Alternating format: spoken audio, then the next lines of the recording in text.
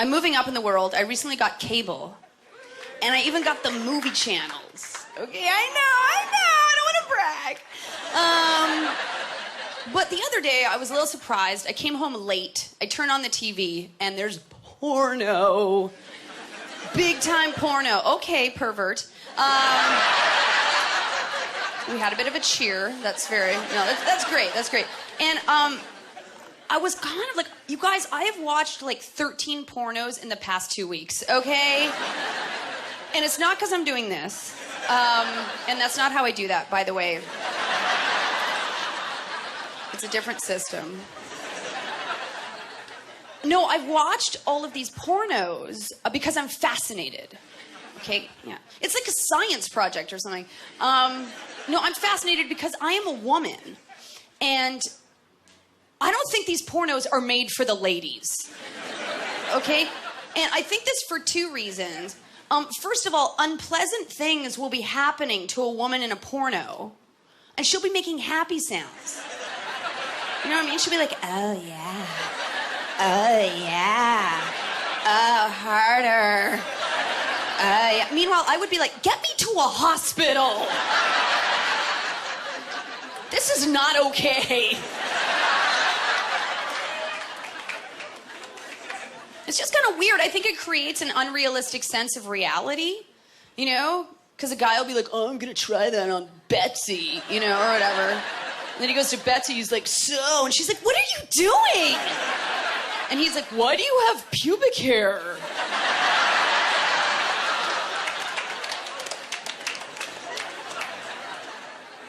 But the second reason I think they don't make these for ladies are the faces on the men in the porno.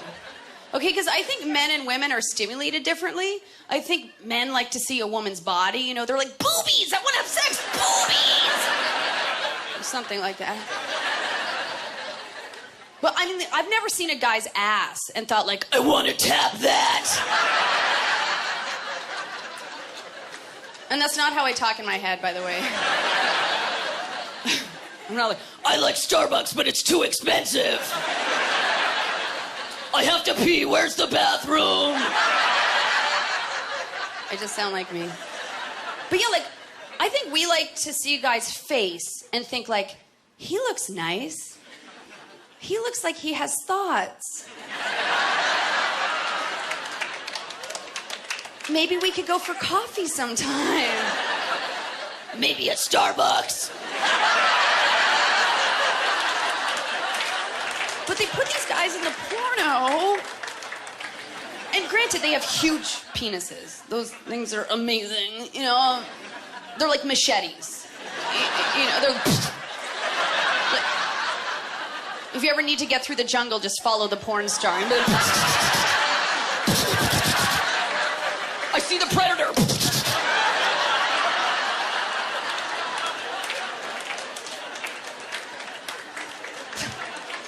Crazy. And somebody said to me, well, that's the part that's for you. That's the part that's for the woman. And I'm like, again, I'm not stimulated that way. Like, yeah, if I have a boyfriend and he has a big one, you know, that's a bonus. But I don't need to see a penis that looks like it could put a hole through my back. That doesn't do anything for me. You know, like... We had sex. It was amazing. I am a paraplegic now.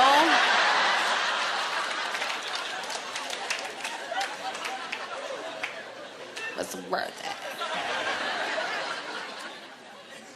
it. Anyway, so I'm watching this porno the other day, one of my cable porns. And by the way, I can't even get aroused, but... because I'm so traumatized. But the guy's having sex with a girl, you know, the in and out, and they pan up to his face, and he's just like,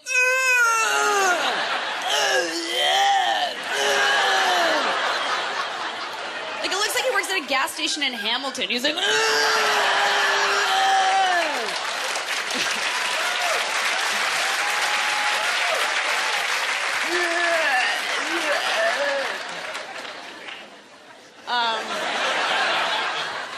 I'll just do a little porn for you right now. Woo!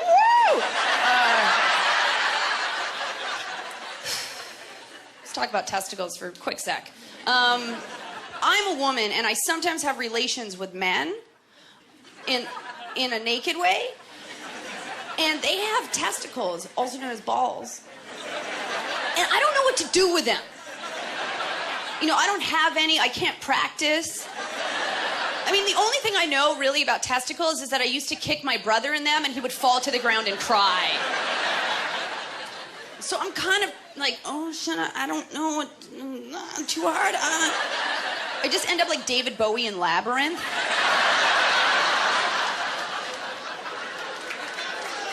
Is that good for you?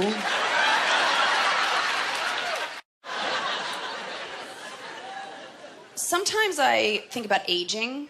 Not so much about what I'll look like, but like who I will become. You know, like the other day I got all worried that I'll turn into one of those 60-year-old women who keep Kleenex in their sleeve. And I'm talking, my mom will be like, I'll put that there for later. But then I relaxed myself. I was like, Rebecca, by the time you're 60, they probably will have invented something like a pocket or a garbage can. You can use those. But I remember when I was a kid, one day I had this epiphany. I was like, oh, I'm so glad I'm not a man. Because men have to go bald. And I was like, I'll get wrinkles and I'll get droopy, but at least I don't have to lose my hair. You know, that's not my problem. But as I get older, most of the guys who ask me out are bald or balding. Starting to think, maybe this is my problem. You know, I don't have to lose it, but I have to watch it fall out.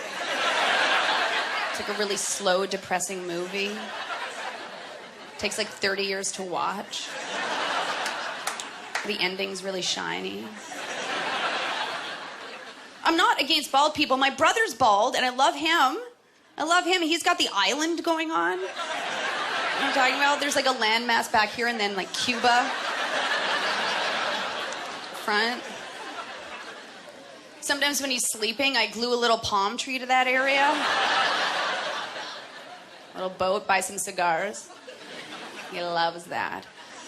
But seriously, I'm not a baldist. I've gone out with a lot of bald guys. Because bald guys can be freaking hot. You know what I'm talking about? There are a lot of people with hair that are really ugly. Anyway. Yeah, the only awkward thing is going out with a man who's in denial about the fact that he's bald or balding. You know, I'm like, just embrace it, guys. Because I'm a good girlfriend, and if my boyfriend's in denial about something, I want to go along with that denial. You know, I want to get on the pretend train to I have hair or a big penis or wherever it is that we're going to go. That's fine. So I'll find myself saying things like, no, what are you talking about? No, it ain't balding. What does that mean? No, you're just stressed. I don't even know what, Meanwhile, his head is like a dandelion in the fall. You know, it's like... And the last guy I went out with, whenever the topic of balding would come up, he'd always get really defensive, you know, and he'd be like, oh, I'm not bald, no. No, I've just always had a really big forehead. I'd be like, right. Has your forehead always been the size of your head, Mr. Clean? You're bald. I actually went into a sex store recently. It was nothing weird. I was just buying some giant anal beads. No. I'm lying. That's not really my thing, the anal beads. A friend of mine is always trying to convince me. You know, she's like, Beck, no, they're amazing. Okay, you shove them up the poo hole, okay? And then when it feels really good, you pull them out. It's like, what am I, a lamp?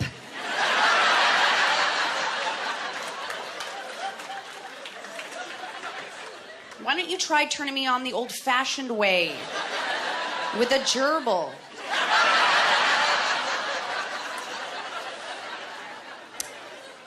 No, but I love going to sex stores because it's one of the last places on earth where I still feel like a kid. Because I have no idea what's going on around me. You know, I'm like, what?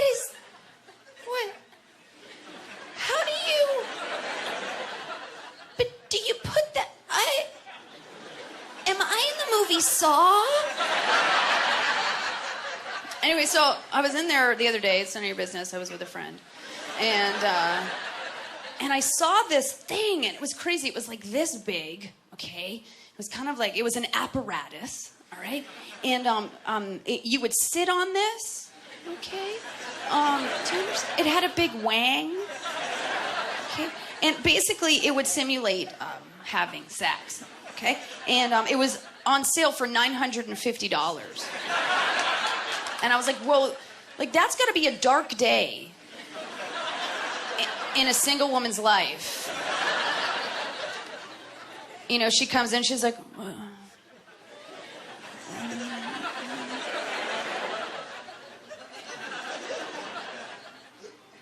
$950. Here's my visa, give me the horse. She talks like this, that's why she has to buy the horse. I just think it's sad because she's kind of resigning herself to the fact that no one's ever going to come back to her apartment. Because if they do, they're going to see that. You know, unless it disassembles like one of those exercise machines you see on TV. You're like, give it a quick screw and then slide it under the bed.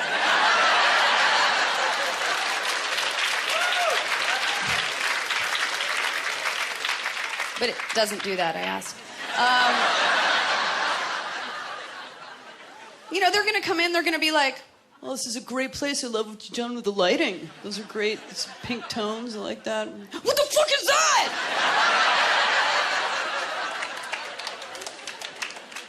Because if you have like a vibrator, you can just hide that in a drawer. You know, somebody finds it, you're just like, oh, that's my sock holder. I don't like it when they get wrinkled, so I iron them and I put them on the holder. I have 32 sock holders. This thing, how are you gonna explain paint it pink? You're like, oh, my grandfather built that for me. It's a rocking horse. The saddle's weird. I know. That's strange. Also, touchy subject, but I'm gonna go there. Incest. All right, let's do this! No, I don't want to think about it, but sometimes I do, because I just don't understand it, and so I have questions, you know? Because I have a brother, and I think the worst thing that could ever happen to me would be to make out with my brother. You know, he's bald, I told you. But also, he's my brother, you know? But people do this in certain areas of the world.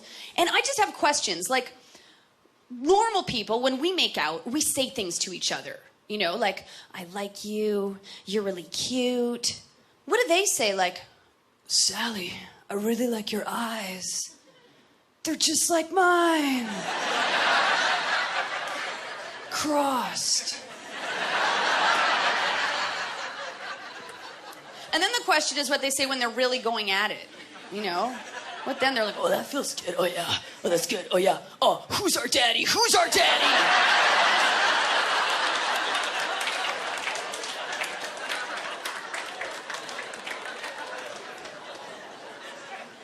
She's like, you know him.